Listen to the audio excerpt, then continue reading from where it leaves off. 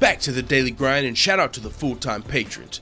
Make sure to hit subscribe if you're new and hit thumbs up if you're not a baby back bagel biting bitch boy, cause you know what time it is. It's full time.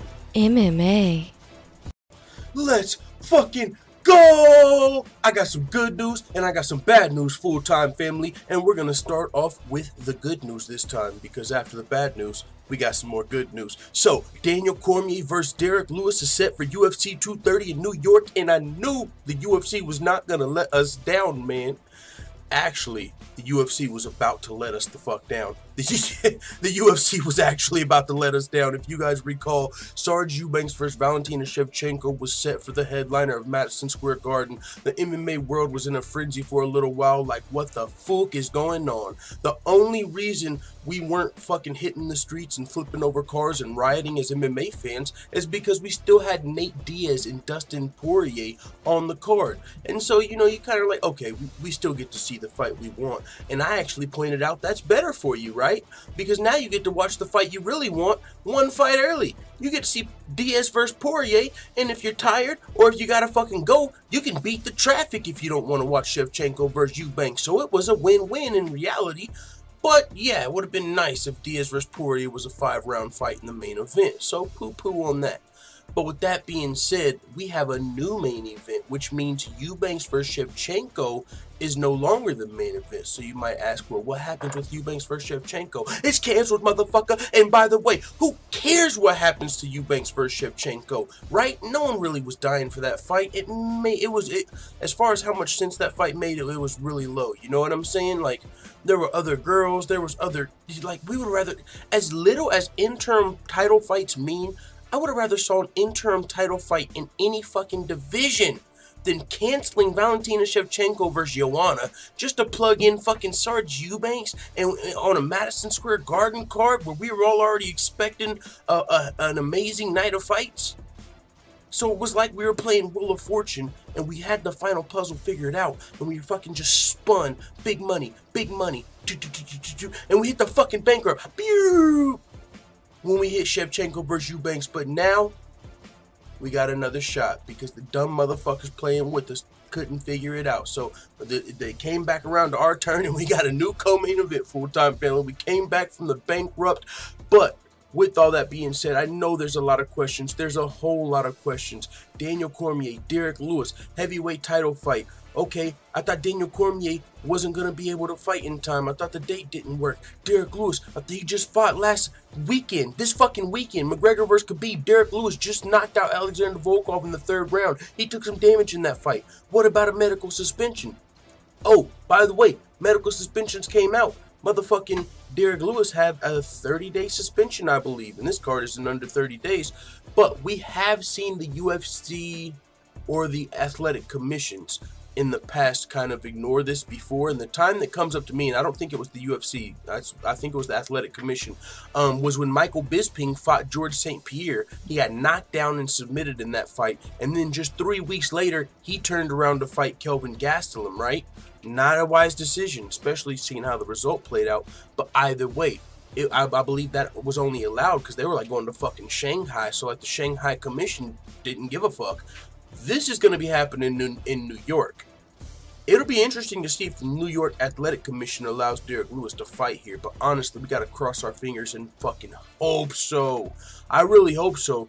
Because the bad news, and we're going to do a separate video on this, Dustin Poirier has been injured. We're going to break that down in another video though, guys. Hopefully Nate Diaz can stay on the card. But regardless, this whole card just changed up. We potentially lost our main and co-main, but we got a really good fight here. Daniel Cormier versus Derrick Lewis. And this is a really good fight. As much as I think Daniel Cormier is probably about to come put the Black Beast out of commission, he might, I don't know if he's going to knock him out, but he might just out-wrestle Derrick Lewis for all we know. Daniel Cormier is the champ for a fucking reason. Light heavyweight and heavyweight champion. This also means Daniel Cormier could be getting stripped of his light heavyweight belt pretty soon because he's fighting at heavyweight again, and his next fight against Brock is also being planned at heavyweight. So that light heavyweight belt is as good as gone. But Daniel Cormier is the heavyweight champion as well, one of the best wrestlers in the world, let alone the fucking UFC. And so he's going to have a good matchup here against Derrick Lewis, who, yeah, he's going to be a little bit bigger, but Actually, a lot of bit bigger, probably a good 20 pounds. Derrick Lewis cuts to 265, so he's a big boy. But Derrick Lewis, as far as the skill set is concerned, I don't think he's on the level of Daniel Cormier, but at the same time, you cannot count Derrick Lewis out. You cannot count Derrick Lewis out, and if you do, you're fucking crazy. We've seen it multiple times. We've seen him down in fights, and he will knock your ass out in the 3rd round. Don't forget, we have seen Daniel Cormier knocked out before.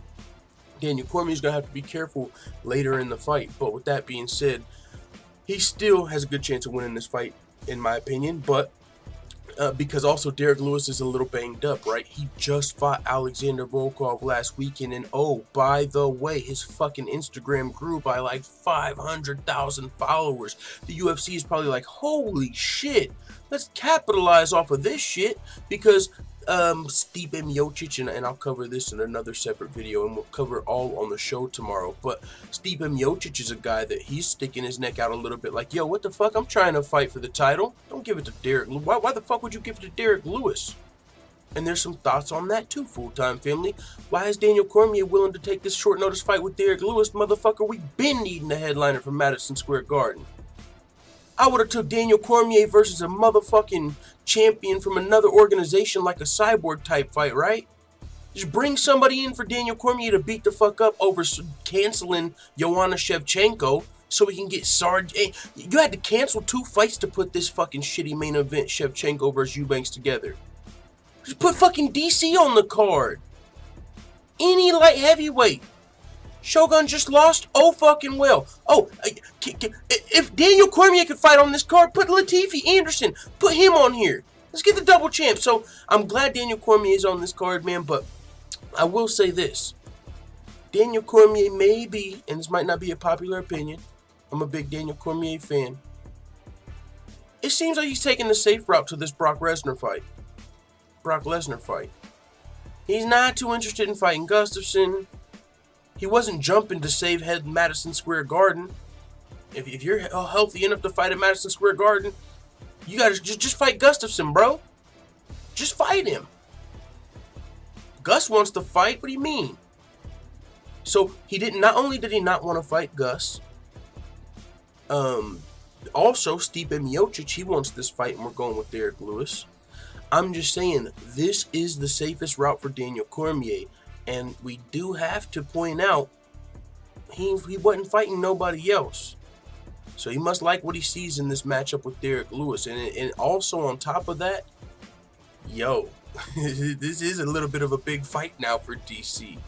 Because Derrick Lewis is going to have that momentum of UFC 229. He just knocked out Volkov a month before this event is scheduled. His followers, he's got a lot of momentum. He just got 500,000 followers overnight. Daniel Cormier's looking to come steal all of them motherfuckers. Ooh. DC coming to fucking wrestle the clout out of Derrick Lewis in this fight, y'all. Clout fucking. Pause. I'm just saying, yo, we're going to have this conversation leading up to this fight. You know, what's up? Is DC looking for the safe route? And you can't blame him, right? You can't really blame him. That's what they all do. That's what GSP's doing. And I'm not saying looking for easy fights, but I'm saying highest reward, lowest risk. Daniel Cormier or Derrick Lewis is the lowest risk probably out of Stipe Miocic and even maybe Alexander Gustafsson or any of these top guys. Derrick Lewis is a little banged up coming into this fight.